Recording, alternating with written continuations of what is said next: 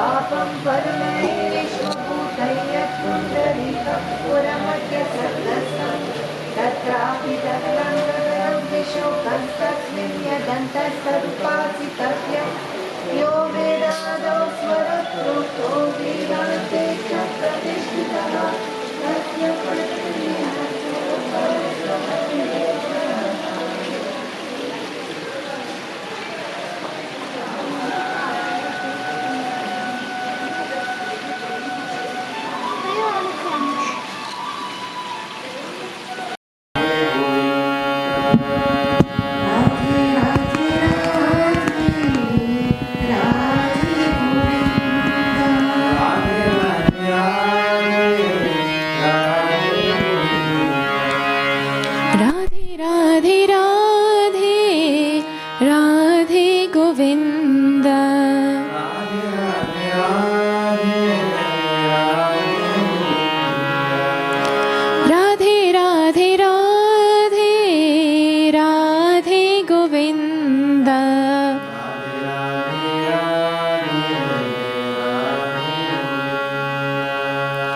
राधे राधे राधे राधे गोविंद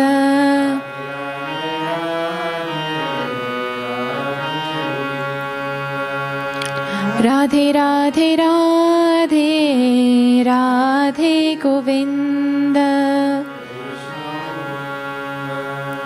कृष्ण मुकुंद बाल Govind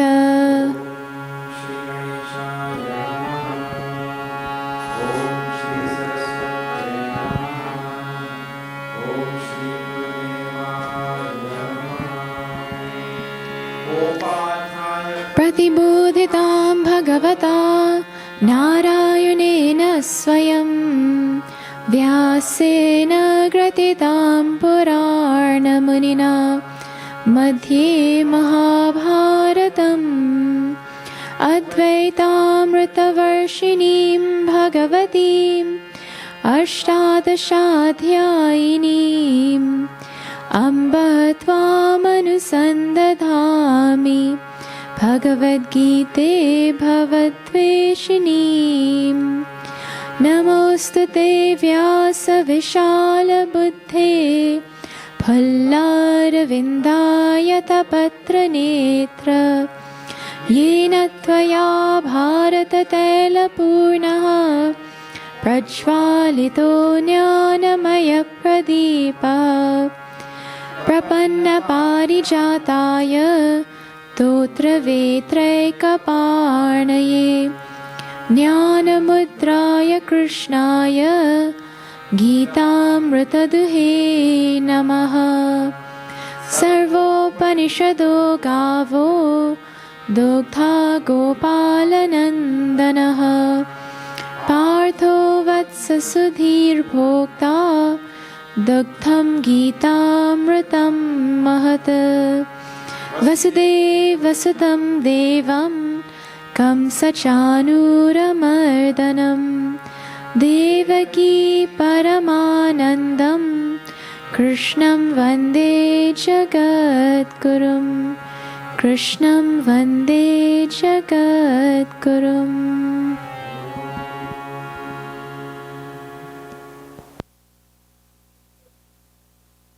Okay, let me welcome all of you to this Gita session tonight. Good to be here once more in this university. Mostly young people are here, and it is always there's always a misunderstanding that Bhagavad Gita is for old people, not young people. But that is fallacious thinking. Bhagavad Gita actually is for young people. And I will just give you a little bit background on what has been going on in the last few days. Today is about the 6th or 7th day. How much? 8th day. And we have 100 more days to go. Arjuna, who is the main protagonist, besides Bhagavan Shri Krishna in Bhagavad Gita, in his time, was youthful. He was young. But along with that, and this is most relevant for all of you young people in this university, along with being young, Arjuna was the most successful person in his time and place. Arjuna was Dronacharya's best student. No.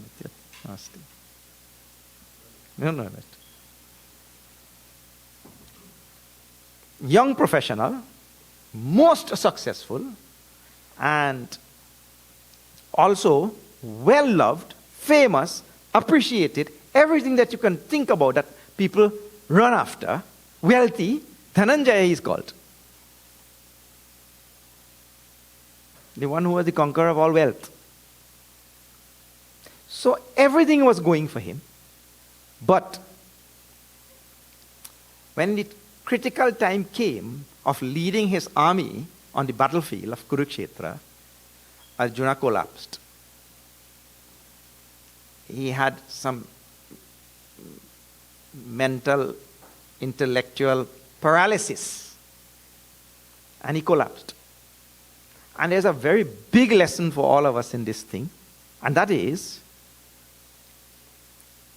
all the things which people run after, education, money, power, position, name and fame, and all the things that you know about, whichever you are running after, that does not guarantee any smooth, harmonious, happy life.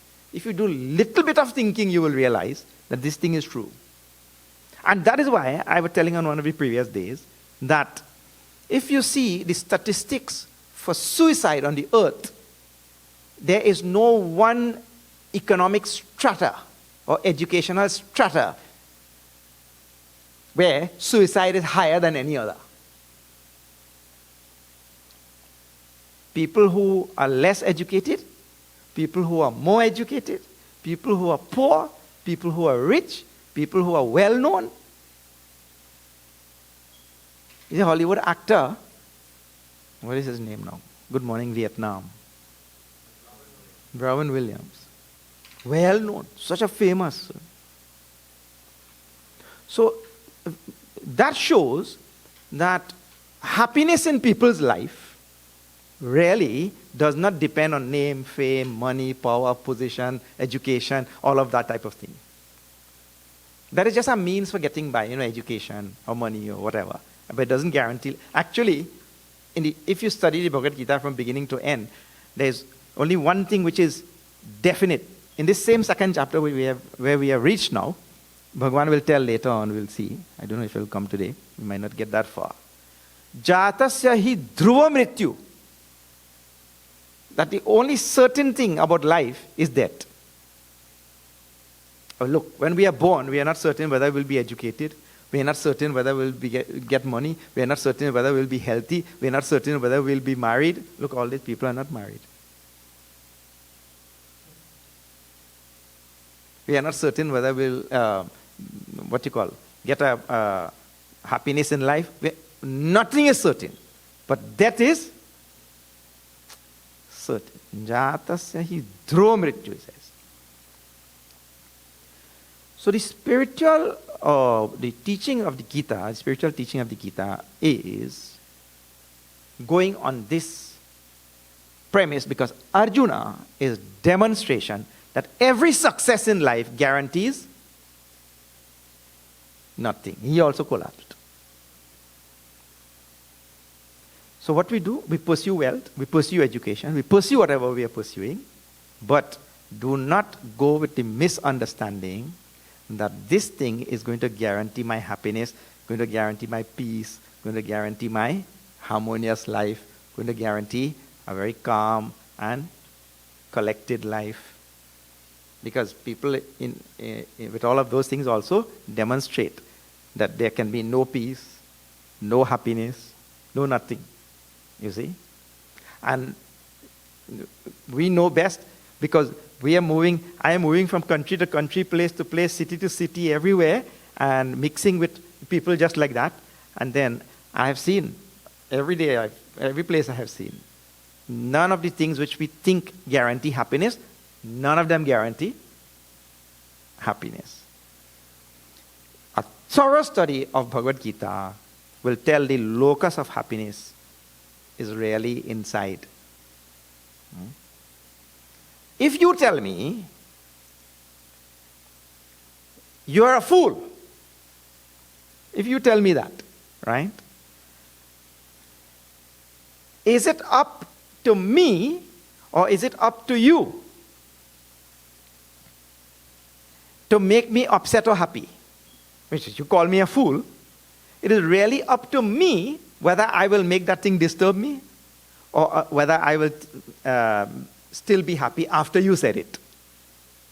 But generally, we hand over that privilege and prerogative and that right to the other person. And so, whatever the other person tells, that determines my joy or my sorrow. But really, that is a right that belongs to me. To be happy or to be miserable. And Bhagavad Gita is about claiming that right, that adhikaritva, for me to be happy on my terms. Usually we are happy on the terms of the world outside.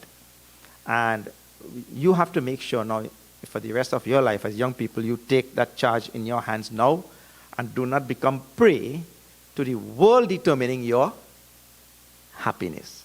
This is the teaching of the Bhagavad Gita actually. So now, Bhagavan builds on this very slowly from here in the second chapter all the way down to the 18th chapter. Now, unfortunately, I am here only one day. So you will not get to see that build up. But whatever we'll see today, let's see how we can get lessons for life. When we left it yesterday, it was in verse number 12 of the second chapter. I will be singing all of these verses. In between, I will leave a little space for all of you also to sing the name of the Lord. This is a very great virtue in itself. Please do not miss the opportunity, all right? Okay, so we'll start from number 12.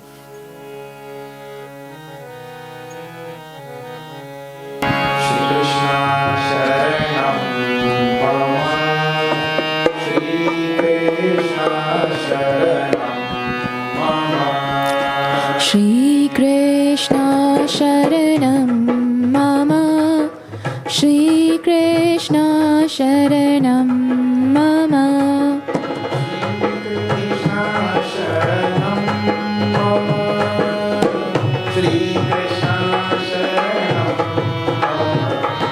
Shri Krishna Sharanam Mama, Shri Krishna Sharanam Mama, Shri Krishna Sharanam Mama, Shri Krishna Sharanam Mama, Shri Krishna Sharanam Mama,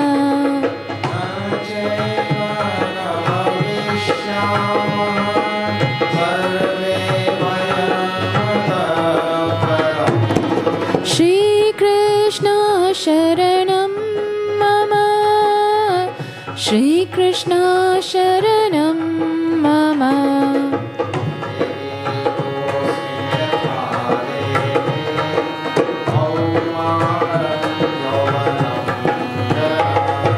Shri Krishna Sharanam Mama, Shri Krishna Sharanam Mama, Shri Krishna Sharanam Mama,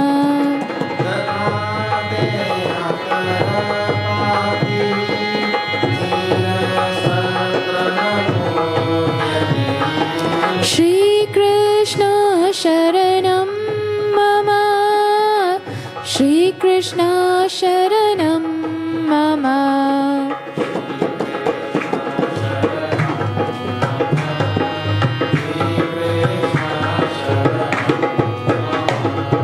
Shri Krishna Sharanam Mama, Shri Krishna Sharanam Mama,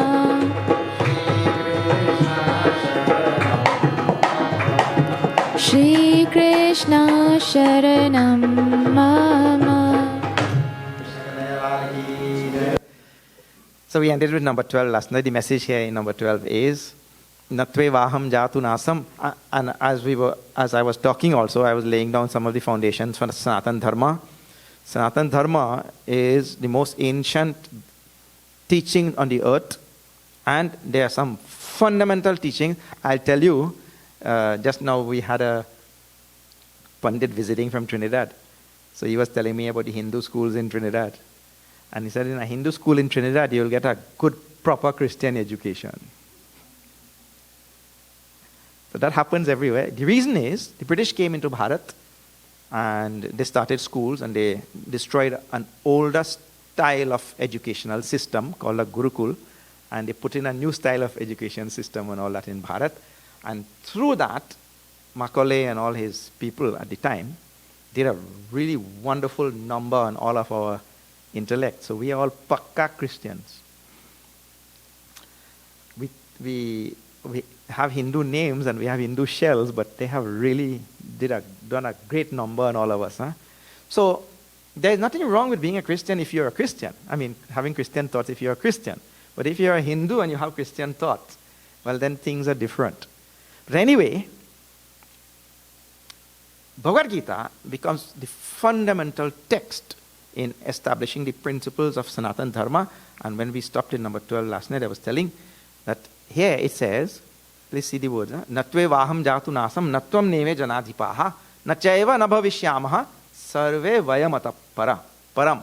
It means there was never a time when Bhagavan is telling to Arjuna, there was never a time when I was not, there was never a time when you were not, nor all of these kings who are standing here. Because like many kings that gathered for that battle. It means they have always been there. And the second line says, Nachaiva na bhavishyamaha sarve vayamataparam. Nor shall there come a time in future when we will cease to be. Now, it sounds very simple, but it lays down a fundamental idea of Sanatan Dharma, which Sanatanis also like us really do not think about. And that is, in Sanatan Dharma, we do not have creation. It is not that there was Bhagwan alone sitting there one day, like in the Western Semitic religions, right? One day Bhagwan was sitting there and, well, we don't know where. Because if we say there, remember there is nothing yet, right? It's not created anything yet. In Sanatan Dharma, the rishis rejected creation eons ago because it is logically impossible. I'll tell you why creation is logically impossible. Please study a little bit. Any question you ask about creation, there has no answer. And when you ask the person who espouses that,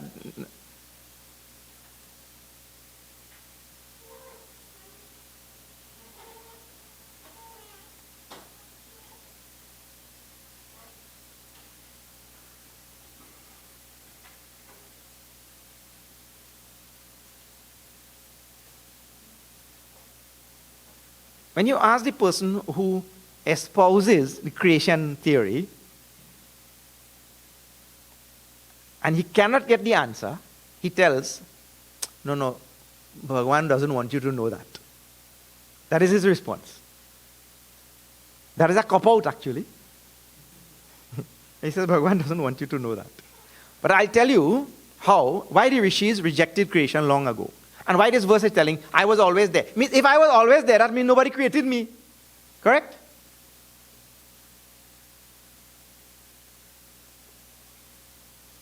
So the creation theory goes like this. Bhagavan alone was there. Right? And now, nobody could answer what came in his mind. Why? So suppose we say, he got a thought. What is he thought? Oh, I am so lonely.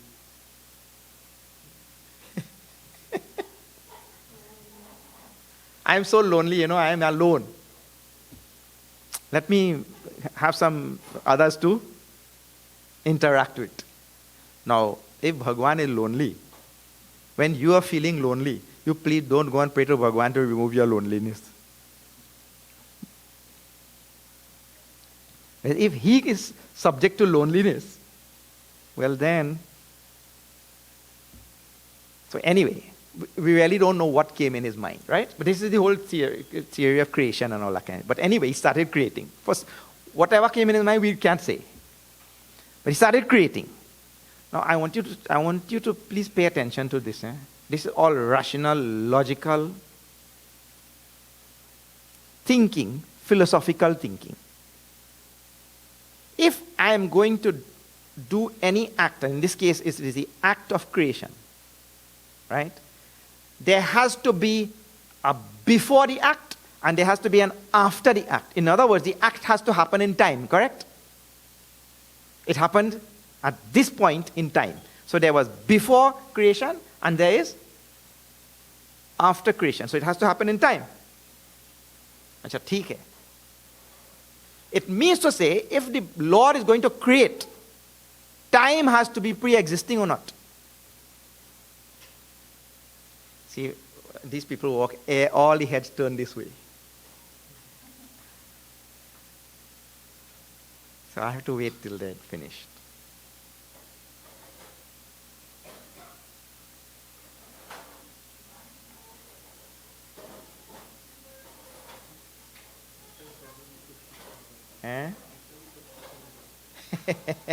Better. So any act, action is like this, karma. Any act has to happen at a point in time. So if the Lord is going to create at this time, that you are saying that time already existed, because he has to create at a point in time. An act can only happen at a point in time. It has to be before the act and after the act. Achha, theek hai. So we say time was pre-existing. Then you ask now, who created time then? We say, no, Bhagavan only created time. Then we ask, at what time? At what time did he create time?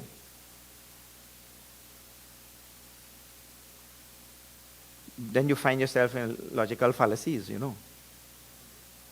This is a downward spiral. When the rishis gave thought to this thing long ago, rishi tradition rejected the creation. That is why we have a word in Sanskrit called as anadi. Anadi means beginningless. And the three are beginningless. The Prakriti, this which you are seeing in front of us, the whole manifested universe. The Jiva, you and I. All three are anadi and Paramatma. Anadi. Not only that, all three are one. This will come up in this chapter only. It's just different manifestation of the same one reality. So this verse is pointing in that direction of the rejection of creation. I have always been there. I am beginningless. And if you cannot understand what is beginninglessness, that is not a fault of the theory. That is a fault of my understanding. Because I know, like for example, we have a limited view of the world.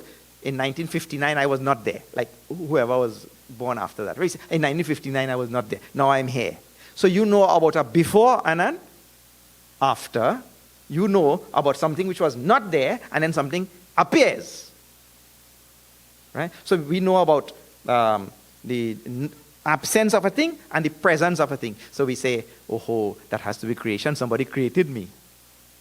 But our vision of this world, our knowledge and vision of the world is only this much. I think I was not there before 1959 or whatever year I was born. But we were very much there. This is what Bhagavan Shri Krishna is telling to Arjuna. And this is very much in line with the whole modern idea, which you know in science also. Matter is neither created nor destroyed. In fact, nothing in this universe, we just extend that in Sanatana Dharma. What is that? From matter, science says matter. We just extend that to everything. That is all. Nothing is created or destroyed.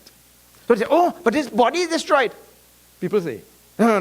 When I die, this body will be destroyed. That we only speak from a very superficial, we have a haric standpoint that the body will be destroyed. It really doesn't get destroyed. This body is made up of matter, and this matter will just go back to where it came from. Correct? Whatever it is made, look here. Now science, you all know, all of you are scientists and all. It is made up of 75-80% water, right? Like that. So when you go to the cremation site there and the fire gets lit, all the water goes up into the atmosphere and falls down as rain. So you continuously drink your grandfather. All of us. Because he comes back down as water, the 80% whatever. So anyway, the idea is nothing in this world is created nor destroyed. And now science also has agreed with that so far as matter is concerned. And the rishis rejected his creation long ago, I'm telling. And one more thing connected to this. Please, I'm trying to decolonize the mind. One more thing connected with this thing.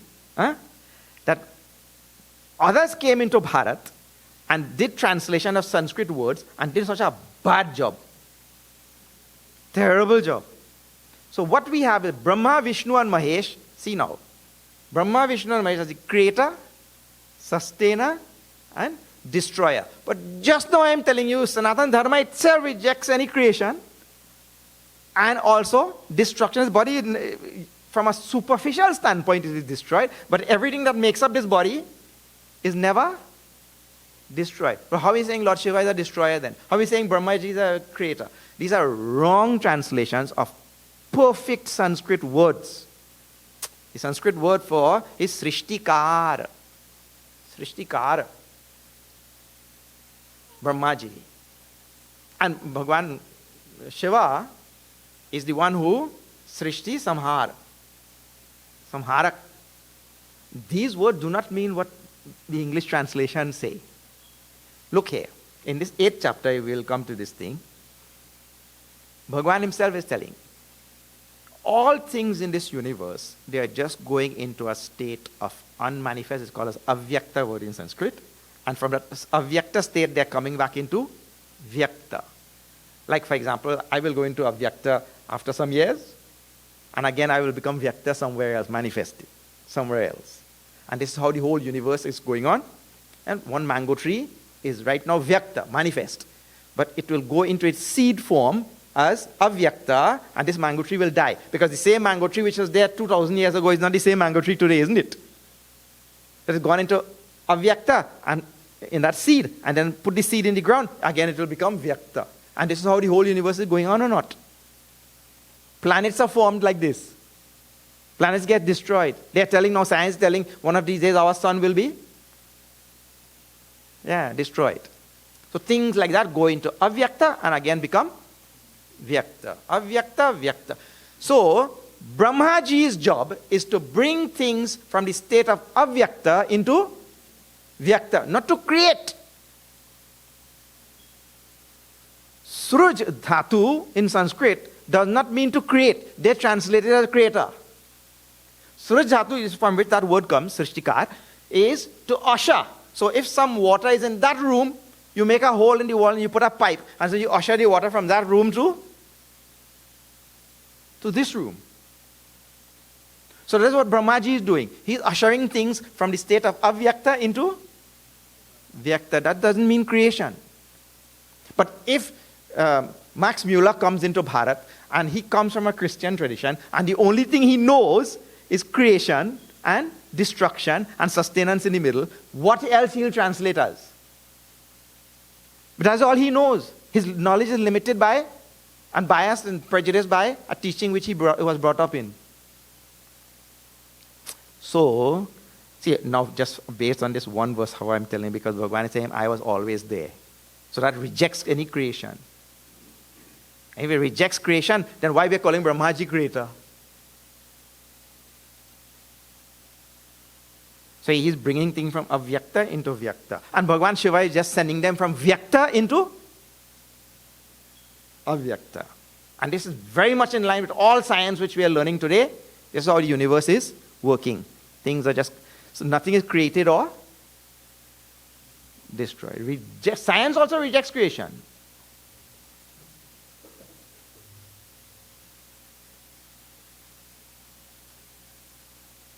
Now, there's a Vyavaharik Satta, reality, which is in front of you. So what you have to do is study it. There's a Vyavaharik, how to translate that in English? A transactional universe in front of me. So all I have to do now is study things. Look here, if you get a job, some of you will be working in this university, right? So wherever you have come from, you get a job in this university, right?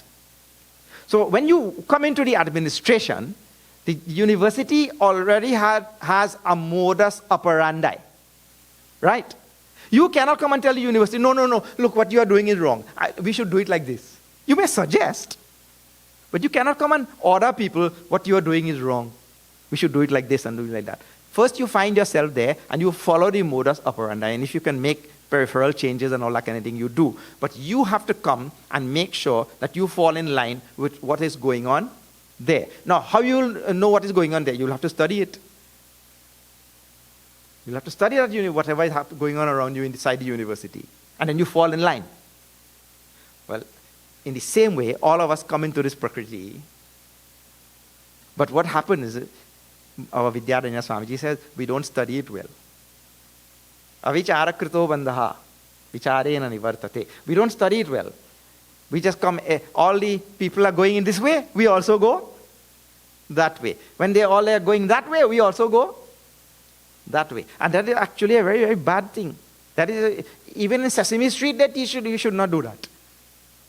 In Sesame Street, those who have grown up looking at Sesame Street, I've seen once that sheep is going. And there's a cliff here. So the sheep walks over. And the other sheep does not think, hey, look, this fellow just died, I should not go over. And the whole flock. Where's independent thinking? Where's the ability to stand up and stand out and stand for something that is rational and logical and stand for something that makes sense? All of us just follow like sheep. Because we don't think about the phenomena in front of us. So we have to read some deep thinking. Bhagavad Gita is challenging that intellect to do some profound, sublime thinking about the phenomena in front of us. And he who doesn't, he'll get the money, he'll get the education, he'll get the name and fame, and get the power and position, and get everything, but he'll be a miserable creature, which we see in the world everywhere. And really, we have to do some fundamental thinking about this Vyavaharik Satta, the world in front of us. Huh? Who has not done it will what is the sense of I get all the money and education and get everything, and still I am miserable? But the man who had nothing. There's one American businessman, he goes to Bharat, and he goes to one of the fishing villages in Maharashtra, and he saw that the fisherman, he threw his net like that, and he caught 5 fishes, and he put it in a basket. And then he put the basket under a tree, and he went to sleep nicely. So the American businessman thought, what is this? He went and shook him. This fellow went to sleep happily. Shook him. Hey, what are you doing? What do you mean what I am doing? What I should do? I did throw your net a few more times. Then what will happen, he asked. Well, you'll catch more fishes. Oh, then what? If you catch more fishes, you can sell more fishes to the village. You will make more money. Oh, then what? Then you can buy a second net. But I can only throw one net. No, you can buy a second net and hire a villager. He will also throw a net for you. Oh, then what? Both of you will catch more fishes. Then you will be able to sell more fishes. Then you can buy a third net and a fourth net and hire a third and a fourth person. Then what? Then you can even buy a trawler, fishing trawler. Oh, then what? Then you will be able to sell to the next town and the next village also. Then what? Then you can buy few trawlers. Then what? Then you can open a factory and start canning fish. Then what? Then you can export to other countries. Then what? Then you will make a lot of money. You'll buy a nice big mansion and all that kind of thing. Then what? Then you'll get married. Then what? Then you'll have 2 or 3 children. Then what? Then you'll have a big bank account. Then what? Then you'll relax. You say, what do you think I'm doing now?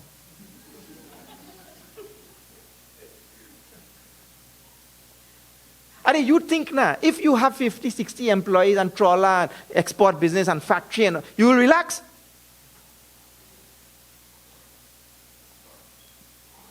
One worker only has to steal one of your net. All relaxation gone. So the idea is that we have been sold this thing, that with all of that I will relax. Bhagavad Gita is not telling that, no, I should not pursue any of these things. Bhagavad Gita is telling you pursue whatever you want, but just don't believe that any one of that thing is going to bring relaxation. None of it. Money, education, power, position, name, fame, none of it. You can be Saif Ali and get stabbed also. That's the name? That's the correct name? Okay. Nothing is guaranteed in this world, we are telling. So now, Bhagavad Gita is telling, look, my dear, what you have been taught, that all this worldly pursuit will bring you great joy and happiness, and pursue it, but pursue the right understanding. Not to not pursue it. We don't tell like that. You pursue all of it. But make sure that you discover the true locus of the peace and happiness and joy which you are looking for. The true locus is somewhere else. That is important. And in second verse which we chant, now see, all that is following from, I have always been there, and my joy and my happiness is really with me, not outside, as demonstrated by Arjuna, because he had everything outside. And he collapsed. Paralyzed on the battlefield. And a person, if you're a doctor, most of you are studying to be doctors and all, whatever. If you're a doctor and it is time for you to deliver and practice your medicine when the patient comes, and that time you collapse. And the patient came there because he almost collapsed. When I was a youngster, my mother took me to see a doctor. And in those days, back in the day, people used to be superstitious about cemeteries and, funerals and coffins and dead bodies, and a lot of superstition used to be in those days. And when I went into the doctor's office, a little boy, I saw a skeleton hanging there. Well, when you see a skeleton back in the day, you get really scared, Nowadays, of course, it's a different thing. I saw a skeleton hanging there. I got scared. But that scared was nothing. I almost died when the doctor told me that was my first patient. Now, anyway, see, when it is time for the doctor to do his job, when that patient comes, the patient is sick. Now, if the doctor gets sick, what will happen? The doctor collapses. This is what happened to Arjuna. So, Bhagwan has to now deliver this message there and rehabilitate this Arjuna in a short space of time when the trumpets already blew for the war. And make him see things right side up. He was seeing things upside down. And this is actually the problem with all the jivas. And this is why I told you today, we all think our happiness is in this thing, that thing, the other thing there. And I'm telling you, by statistics I'm telling you, that is wrong. Because people who commit suicide and do all the other things like that, all miserable people, they have all the same education, money, this, that, everything. Upside down. So, Arjuna was seeing things upside down, and Bhagavan now has to try to make him see things right side up. And based on that, do his duty as a soldier, or whatever you have to do your duty, do that thing with proper understanding, do that thing with the right vision, and throughout the Bhagavad Gita, all of these things will be taught. So now he happens to be in a philosophical portion where he's Dehi nosmina, thinking about this phenomena in front of you. Dehi nosmin yatha dehe kaumaram yauvanam jara tatha dehantara praptihi dhiras tatra namuhyati. Means, now you see, he's telling about a fact of life, some of which is not really apparent to us. One is, this part of it will be apparent. I go through the stages of Kaumaram, Yauvanam, and Jara. I go through the stages of childhood, youth, and old age. Now that all of us would see it in front of our eyes. So this can be verified very easily. We go through these stages. And the same person, if you see his picture in childhood, and you see his picture in old age, you don't know that it's the same person. So then, this gentleman now in his 60s and 70s, he tells everybody, all his friends and grandchildren and whoever is there, that is me. And the grandchildren, I remember seeing my grandfather's picture for the first time. I did not believe it was him. So now, on what basis that person can say this? Because in science now you learn every 7 years the body changes, correct? Something like that. We got another new body in 7 years. So how many 7 years he has gone through? Till 70. 10 times. 10 times that body has changed. And still we say it is the same man. Why not 10 different people? Because Bhagavan telling there is something inside. Tatha dehantara prapti dhiras tatana muhyati means dehinaha, inside. The one is there, the first word. The one who is there inside, dehin. That one remained the same. The body kept changing 10 times in 70 years. But the dehin inside, he remained same. And he says, this same natural progression in ordinary life happens when he drops this body also, he goes to some other place and gets another body. And he continues just as he was doing before. So many people say, aha, now reincarnation is being introduced. It is. Reincarnation is being introduced. And there are many people in the world who say, no, I don't believe in this reincarnation and all that kind of thing. One man went to Mahatma and said, Mahatmaji, I don't believe in reincarnation. That Mahatmaji said, no problem. In your next life you will believe.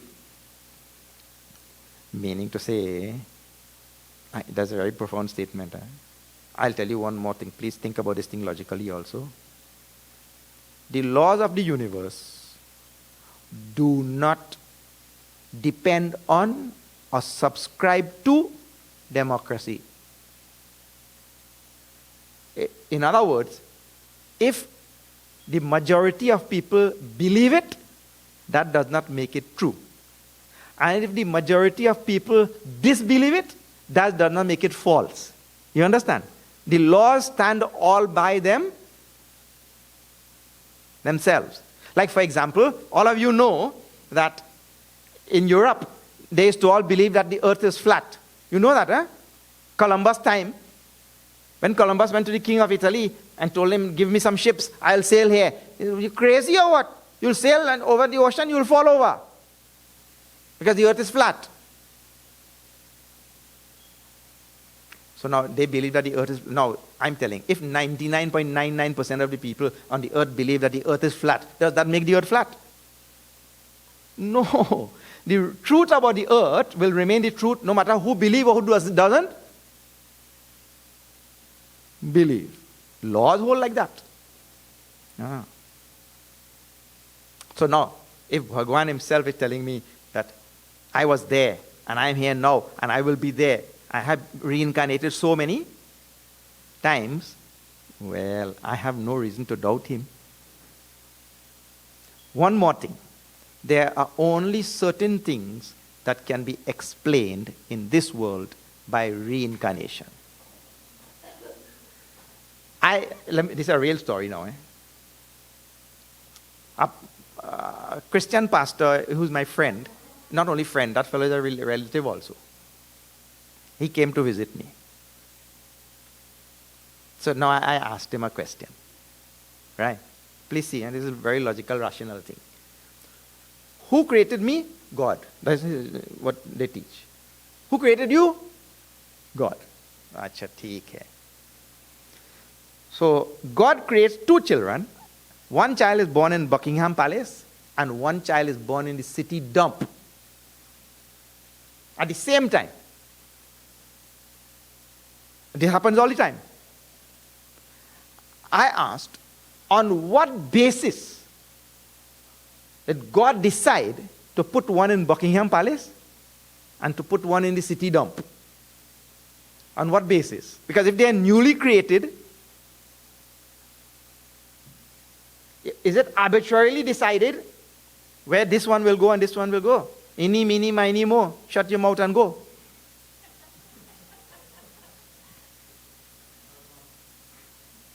But in their teaching, there is no such thing as karma and reincarnation. It's a newly created soul. Right? He said, his reply, of course, they don't have a proper logical reply for that. His reply is, no, that's the parents' fault. Oh, parents' fault. You mean to say, one person can do the action and the other person get the result? Well, that is another big unearth. If the world used to work like that, that would have been real trouble. I would do the crime and you would do the time. The world doesn't work like this. See Tulsidas ji, how nicely he has told. Shri Ram Jaya Ram Jaya Jaya Ram.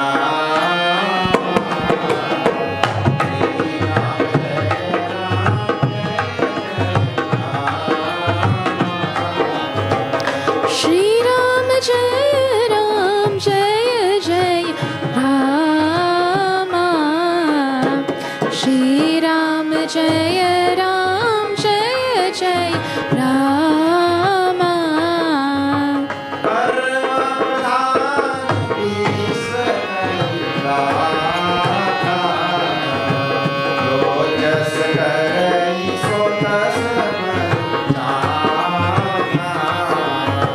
Shri Ram Jaya Ram Jaya Jaya Ram.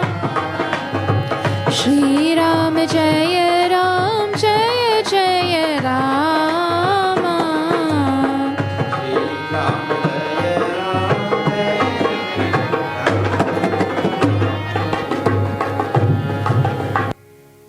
The law of karma states very, very clearly. This is actually taken in the Christian people's Bible also. What is that? As you sow, so shall you reap. It never says, as you sow, so shall I reap. That only happens in agriculture. So you sow, so shall you reap. The results of your actions cannot come to me. Otherwise, there would have been great injustice in this universe. You will do all the wrong things and I will suffer. But anyway, they believe like that. So I'm telling, logically, rationally, you cannot explain many things in this world unless and until you accept this intellectually satisfying idea of reincarnation. It is the most robust intellectual idea that you will come up with to explain so many things.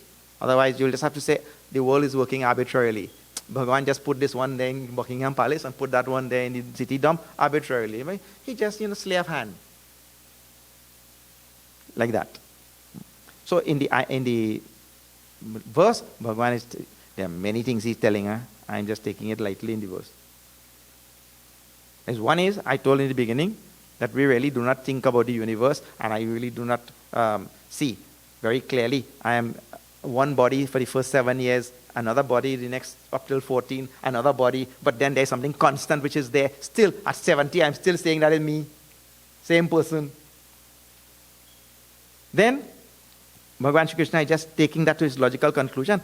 I drop this body and I take another body and I continue again. So throughout his Bhagavad Gita, reincarnation is there, is introduced here now for the first time. In fact, previous verse also. Because I was there, I am there now, and I will always be there.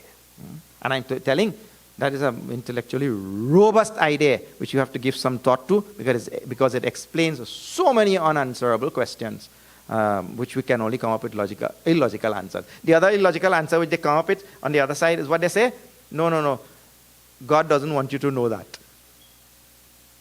Terrible cop-out. Huh? Right, now next.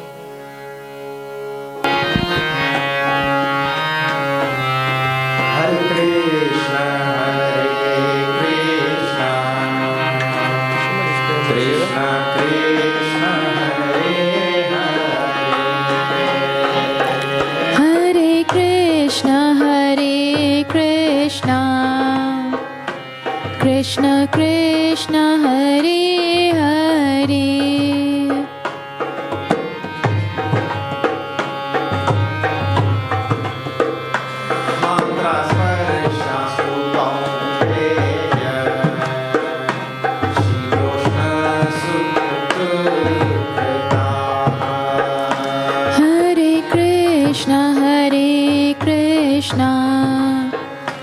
Krishna Krishna, Hare Hare.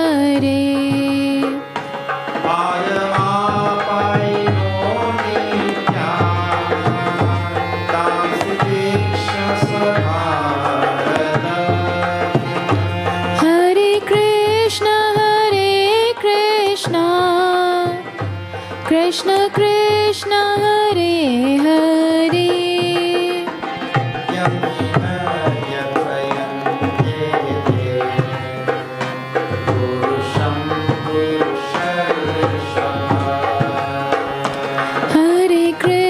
Hare Krishna, Krishna Krishna, Hare Hare.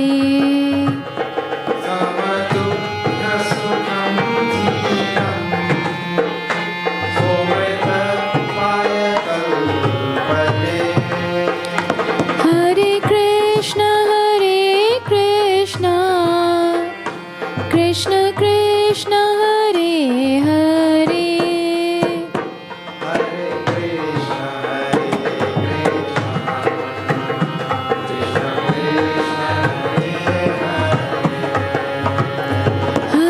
Krishna, Hare Krishna,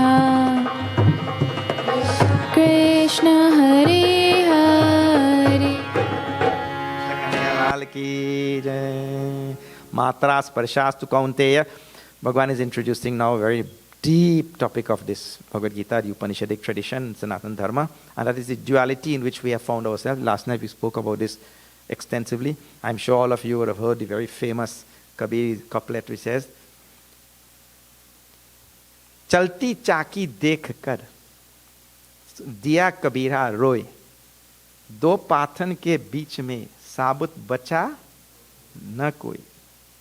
Kabir Sahib went to somebody's house and he saw that chaki, that wheel with two stones, and after seeing and how the grains fall in there and they get pulverized, he cried because he realized this is how the jiva, you and I, we have found ourselves in this world between this duality. I'm trying to use this phrase only rather than saying the pairs of opposites. It is actually they are complementary pairs, sukha and dukkha. Later on he'll tell sukha dukkhe same kritva lava lavao jaya jayao. This maintaining balance, it comes in the second verse here. Sama dukkha sukham thiram somritatvaya kalpate. Bhagavan is introducing now, this is a very, what do you call a big leap. See, Arjuna has collapsed. And Bhagavan wants to rehabilitate that personality to get him to stand up and fight. And from that, which just happened only few verses back, already Bhagavan has reached moksha. In this line has moksha. Somritatvaya kalpate. So how does he make that quantum leap from getting Arjuna to fight to reaching the topic of moksha? And that is actually a seeming quantum leap, but really perfection for the human being and total joy and total happiness which we are all looking for is only to be found in moksha. That is how the quantum leap is made. As long as we are caught with the pairs of opposite, what we call the pairs of opposite, or in the duality, we will be like the pendulum of the clock. The pendulum of the clock is like this. Joy, sorrow. Joy, sorrow. Joy, sorrow. This is how our life is like. Health, disease. Even the doctor also gets disease. Correct? Health, disease. Gain, loss. Victory, defeat. These are the dualistic pairs which we know. And our life swings like that. So one of the central teaching is coming out here. Samadukha sukham dhiram. To maintain an equilibrium, balance, and equipoise. And if you don't, now aspiring doctors and or whatever you're doing, if we don't do that, our patients will get shortchanged. Correct or not? That is why even my doctor told me, I cannot do surgery on you. I have to get somebody else because he's too close to me. Fathers don't do surgery on their own children. They get another doctor. Because what happened that time, we lose our samatvam. This is the topic says samatvam. 2-letter words, sama. Equilibrium and balance. So when that patient comes on the table there, I should not be.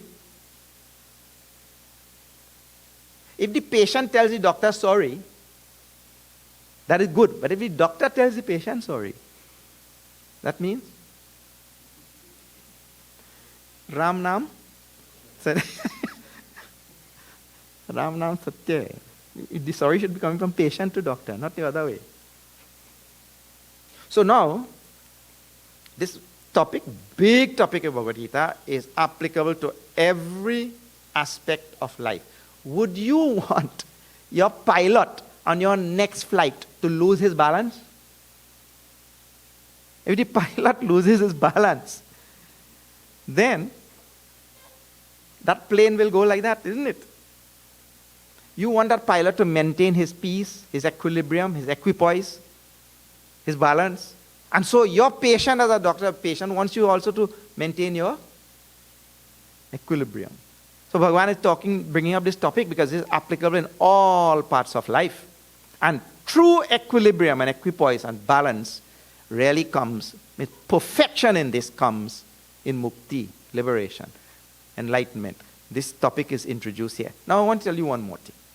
Topics are introduced in the second chapter. Bhagavan has now started his teaching and he's introducing the rudiments and the seedlings for all of these very big topics.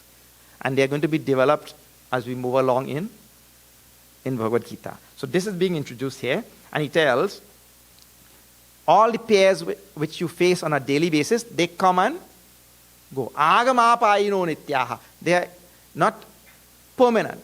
One good thing about that, nothing in this world is permanent. Whatever comes will also go. Look here. When some disease comes, it will go. Or if the disease doesn't go, I will go. But somebody will go. This is the nature of the world. So when I go, the disease also? Yes. You don't have to, nothing is permanent. Agamapayino ityaha. Tan stitikshasva bharata, my dear. Bharata, Arjuna. You learn to bear them. Have developed titiksha. Is one of the things which nowadays human beings we have lost. Titiksha means forbearance. We have lost it. And everything in the society in which we live is designed to make sure that you don't have any titiksha. So now if the power goes and the AC in this room goes and the place becomes warm, that forbearance to bear the warmth, we have lost it. Every day, more and more things are being designed to make sure that we develop no titiksha, no forbearance. So now you know that here at this university and all other places, even if the internet goes for a little bit, you'll see people at home, they're on the internet, young people on the internet, and they say, "Hey, beta, idhar aao, thoda sa khana khao." You come eat little bit. They don't hear that also. Eat little bit of food, they don't hear. Come drink little chai, they don't hear. But the moment the internet goes, they run out of the room there to see what has happened. Yeah, call the people, call the company, like this, something. So no, we cannot bear one moment with the internet. Go on. So this thing called forbearance is not there, it's getting less and less and less in the world, but forbearance is a great virtue in scriptures. It is called here in Bhagavad Gita as titiksha. So Bhagavan telling Arjuna, look, joy and sorrow will come, hot and cold will come, gain and loss will come, all of it. But in the midst of all of them, maintain your balance by developing titiksha, forbearance. Great virtue. Yam hi na vyathayanti ete purusham purusha shabha so amritatvaya kalpate. That person is wending his way to mukti. That person is wending his way to eternal happiness, eternal joy, mukti, proper joy. And the next verse, for those of you who have ever studied a little bit of philosophy, there's something called metaphysics in philosophy. And metaphysics is the deepest branch of philosophy. It is that which is beyond the physical. It is the study of that which is beyond the physical. It is that which is the study of the thing which is the substratum of the universe. And in the next verse, I told this verse and the first verse which we chanted today, we can study for this lifetime and the next lifetime also, it will not finish. See this. Shri Krishna Sharanam Mama Shri Krishna Sharanam Shri Krishna Sharanam Mama Shri Krishna Sharanam Mama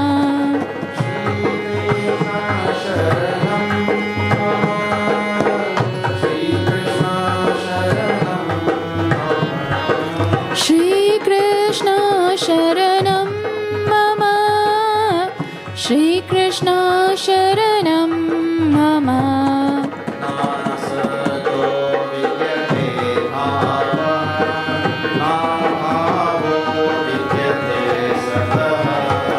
Shri Krishna Sharanam Mama Shri Krishna Sharanam Mama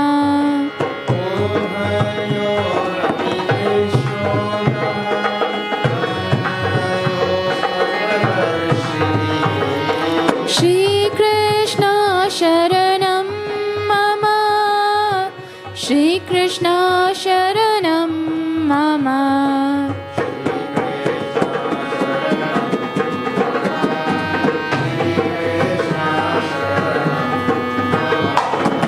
Shri Krishna Sharanam Mama Shri Krishna Sharanam Mama Na sato vidyate bhavaha na bhavo vidyate satah. I'll tell you in a very simple language what this thing means. I don't know if you will catch it also, but see, it says that which is cannot not be, and that which is not cannot be. It means to say whatever is will always be there, and whatever is not could never come into existence. Whatever exists cannot go out of existence. Whatever does not exist cannot come into existence. Actually, the philosophical implication of this is there is no such thing in the universe as non-existence. Then this universe only has one thing. The philosophical implication of this is this universe only has one thing. That thing is called as existence. Now see, science is telling, if she asks, no, what is this thing made up of? It is made up of atoms. What is that the atoms made up of? It is made up of electrons, protons, neutrons, and all that kind of thing, right? And then you go down deeper to quarks and neutrinos and this and that, whatever. And then when you go deeper than that, it is made up of energy. This is in science. It is made up of energy, right? It's a quantum field or something, just energy field. Oh. So we just go one step further than that. We add just one more word in Vedanta Sanatana Dharma. What is that? The energy exists or not? We say yes, the energy exists. So, if the energy exists, that means the energy itself is made up of existence. Existence is the building block for the universe. And the way to prove that also is show me something that doesn't exist. This thing exists? Yes. The space here, after where this stops, the space exists? Yes. The temperature in this room exists? Yes. You exist? Yes. I exist? Yes. Oh. But if you cannot show something that doesn't exist. So the building block for the universe is existence. In Sanskrit, that existence is called as Sat. That is all. It's a very simple word. Sat. And therefore you see this verse starts, Na asato vidyate bhava. That Sat word is coming there. Na asataha, that which is not, which does not exist, cannot go out of, cannot come into existence. And that which is existing cannot go out of existence. Bhava, that which is, na asataha, it could never go out of existence. Now see, this whole thing about existence is coming. Big topic again in the Upanishad. But the easy way to understand this is, the universe is only made up of one thing. You know, like when you go to a potter's shop, they have clay. So you say clay dog, clay elephant, clay rat, clay cat, clay cup, clay plate. Now, if you look from one standpoint, you say, how many things are there in that shop? Well, many things. Dog, elephant, camel, pot, plate. There are many things. From that standpoint, right? But from the standpoint of the more fundamental reality, there is only one thing in that shop, clay. So now, study this little bit. I'm giving all of these examples because this verse is a very profound verse in this way. Now, the potter brings this much clay. If we don't see this in Guyana, come to Trinidad, right next door. You see, they have big area in central Trinidad, they do that only. So he goes close by and he gets a truckload of clay like this and comes there, right? So now that is only clay. After he's finished with the clay, you have all these objects in the shop. So what we call that is, what he is just doing is superimposing nama rupa, name and form on clay. That is all that he is doing. So he takes a clump of clay like this and he superimposes the nama rupa of a dog. Name and form of a dog. Then he takes another clump and he superimposes nama rupa of elephant. But the clay which went into the dog and the clay which went into the elephant is the one and same clay. It's not different clay. Now, if the clay, let me give you another example. So suppose he takes a clump and he makes Ram, and another clump and he makes Ravan. Right? Does the clump that he used for Ravan, does that clump of clay become wicked?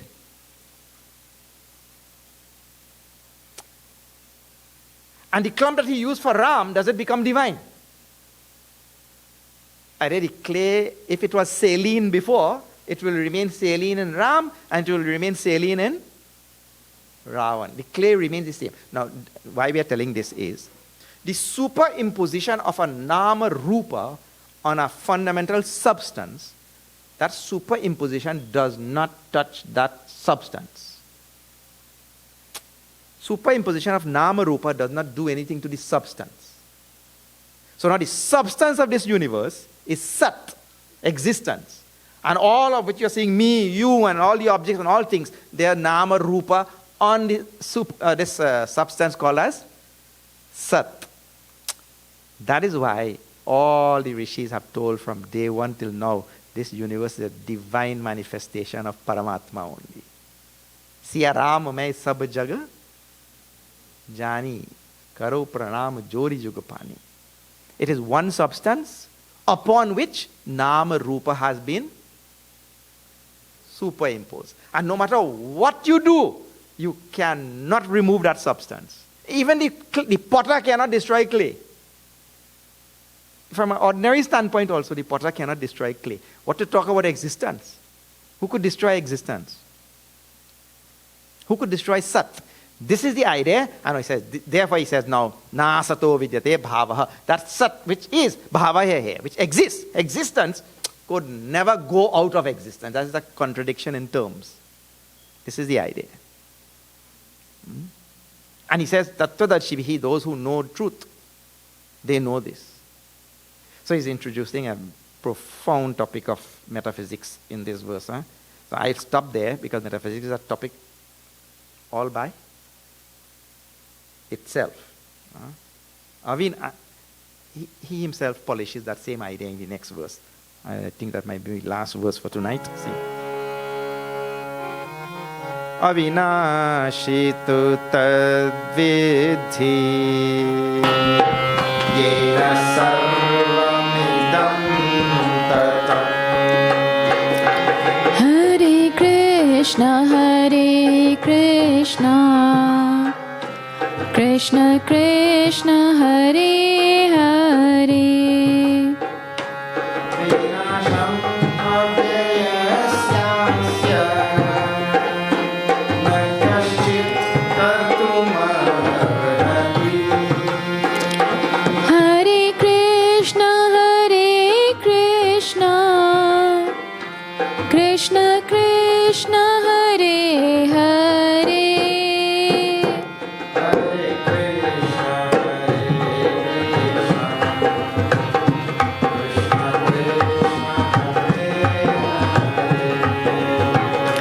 Hare Krishna, Hare Krishna, Krishna Krishna, Hare Hare. Avinashi tu tadvidhi yena sarvamidam tatam. Tatam in Sanskrit means pervaded. This whole universe is pervaded by that thing which is called as Avinashi. Avinashi means imperishable. The universe is pervaded by something which is imperishable. So everything in the universe, this space, this object, me, you, every single thing is pervaded here in Sanskrit. In philosophical Vedanta terms, pervaded means it is made up of. The universe is made up of something which is imperishable, Avinashi.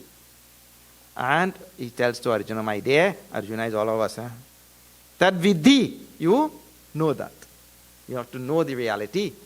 If you know all the other things in this world, it does not guarantee anything. Not that we should not know it, but knowing anything in this world does not guarantee anything. Know the reality. So the pointer of Bhagavad Gita is to know this truth. Tad vidhi pranipatena pariprashnena sevaya. All the way down to 4th chapter also we still tad vidhi. Know that truth. Here also tad vidhi. Know that reality which is avinashi, imperishable, sat, which I was just telling you about, which cannot be destroyed. Vinasham avyayasya na kaschit kartum arhati. Nobody can, I just told in science also, nobody can remove little matter. You can't destroy one little piece of matter also. What to talk about destroy the existence of this universe. Existence which is the building block of the universe. So he said, Vinasham avyayas asya avyaha na kaschit kartum arhati. Nobody could destroy it. So now this, it happens to be that today it is the 8th day and I am in Texila University and this topic has come. There are many other countless topics in this Bhagavad Gita. This one happened to fall here without planning. So the philosophical topic fell in this place. Pretty soon, please remember, Bhagavan is trying to rehabilitate Arjuna's personality to get him to fight, right? So all this philosophical discussion and teaching and all these things did not work with Arjuna. Because if a man is crying, see, when a person is hungry, you cannot go and teach philosophy. And you see, when you lose a loved one, all of us will lose loved ones in our life, right? When you lose a loved one, that time you'll go and teach that fellow Upanishad. And Gita, he's crying, you cannot go and tell Gita Upanishad.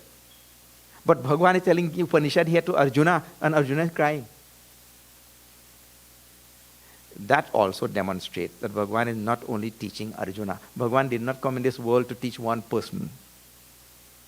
He did not take avatar to come and teach one person.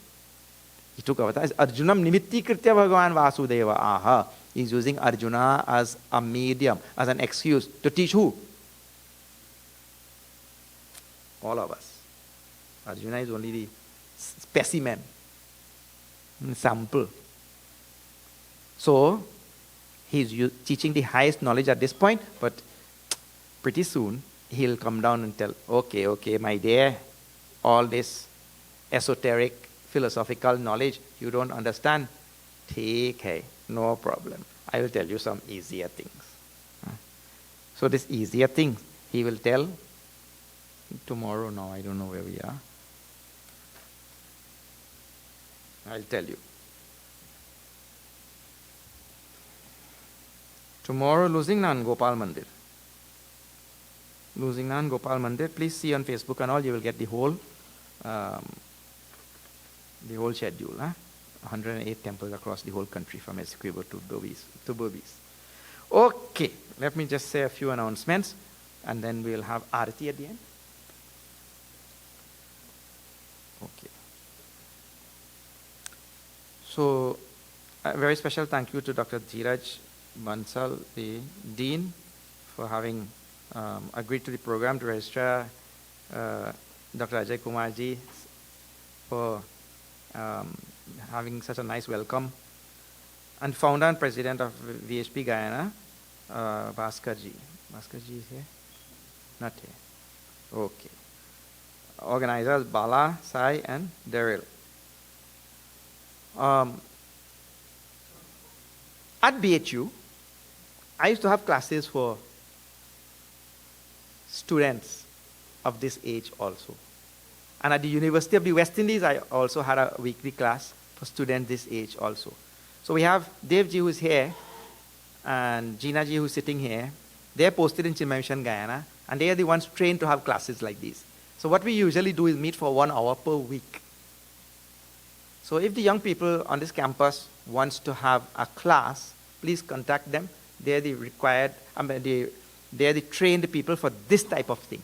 And it is good that we learn Bhagavad Gita from a young age. We should not wait till we have become old to learn Bhagavad Gita. I guarantee you will not learn anything. So please contact them if you see it fit to have class. For years I had class at University of the West Indies in this same type of teaching of Bhagavad Gita, Upanishad, and all of that. All right. Okay. We have made a nice little bookmark for all of you. Those of you who want, you can have one on your way out. All right. Now, I don't know when was the last time you had masala dosa. But on the 1st of February at the ashram, we are in Manripo. On the 1st of February, we'll be having paneer dosa and masala dosa on sale for fundraising. Please tell others, pass it around. You can pre-order also, masala dosa, paneer dosa, and you can also have plain dosa if you want. Please come down on the 1st the time is from 11 a.m. to 2 p.m. is lunchtime, and have masala dosa. Okay. At the ashram in Manripo. Okay. For those people who are interested in becoming brahmacharis and swamis and all that kind of thing, also, the course is going to start in Trinidad on the 2nd of October. Those people who are interested, we never know who is interested. The last batch that studied in Mumbai, from the ashram, a young lawyer and a young doctor also, both left their professions and became brahmacharis. So we don't know who is interested in this thing. So this course starts on the 2nd of October this year in Trinidad. How it runs is, it is free. The ashram will provide everything. You stay there for 2 years. And classes start at 5:30 a.m., not p.m., a.m., and ends at 8 p.m. Every single day, not a single day holiday. So it's a really demanding course. For those of you who are interested in doing this type of work, Sanskrit is taught from the beginning. All Prakarana Granthas, Upanishad, Gita, Ramayana, everything will be taught. Whatever is taught in 2 years with that type of timetable is what is covered in a university in 15 years. That is the volume of work. Because remember, there is no Saturday holiday, no Sunday holiday. Classes don't start at 8 o'clock, they start at 5:30 in the morning, like that. So that is the volume of work. All right. Please send out the message for those who want to study this type of thing. Okay. Now, the last one is the High Commission of India and the Swami Vivekanandaji's Cultural Center here in Georgetown in conjunction with Chinmay Mission, is having Bhagavad Gita chanting competition. For those of you who want to learn to chant Bhagavad Gita, the classes will start next month from from February all the way to June, and there will be competition in June. Okay, please contact the ashram. Dev and Jina are here also. Please contact them for further information about this. Okay, a very special thank you to Aditya ji for coming in. No matter what anybody say, I still feel you're the best dholak player in Guyana. We make that, actually bring that dholak alive. Wonderful. Not everybody can do that. See the bookstall on the outside, there are wonderful titles. Born to Succeed. All the keys to success. We are all born to succeed. And Secret of Dharma. Dharma is a very big word. Huh? The scriptures say, Dharmasya tattvam nihitam guhayam. Dharma is a very deep topic, very difficult to understand. Nihitam guhayam. All right, so you can see in that book. Self-unfoldment, for those who want to really be introduced to scriptures from the start, basic study, so logically presented in this book. Well, actually, there's some overlap between these two books, but this is the one that is world popular. If you have friends that you want to introduce to Sanatana Dharma, and you yourself, Kindle Life. Tremendous book. I have recommended to so many people. Art of Man-Making. Please see all of these wonderful titles outside, and we'll meet again soon when I come back. Thank you all so much for having me. We'll have Aarti. और खत्म कर देंगे, कल देखेंगे.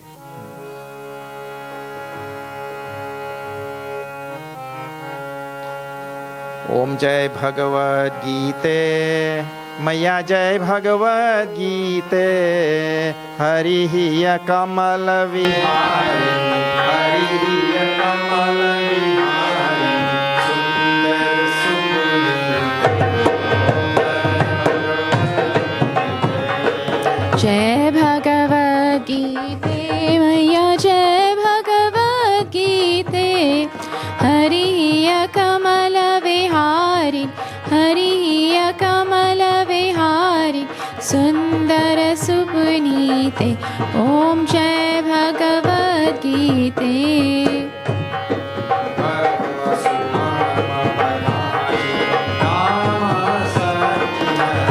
मैया कामासक्ति हरा,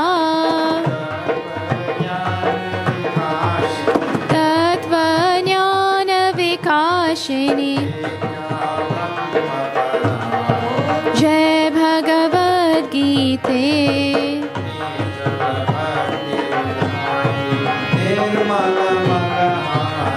मैया निर्मल मलहारी,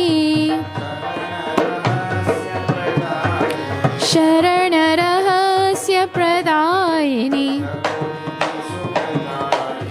ओम जय भगवद गीते.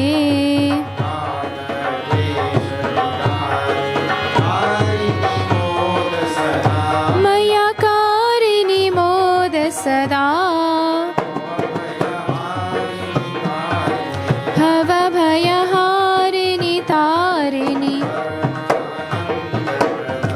ओम जय भगवद गीते.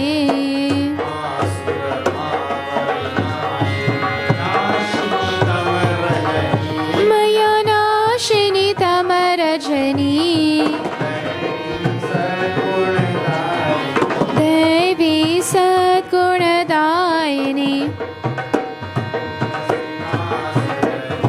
ओम जय भगवद गीते.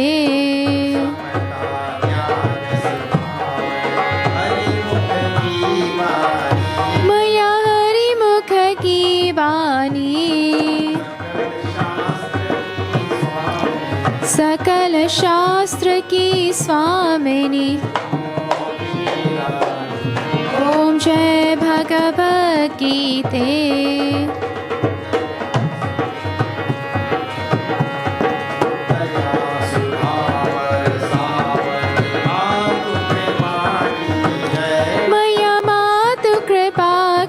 जय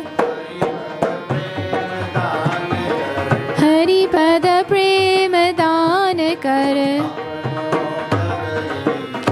ओम जय भगवद गीते जय भगवद गीते मया जय भगवद गीते। हरि कमल विहारिणि हरि कमल विहारिणि सुंदर सुपुनीते। ओम जय भगवद गीते।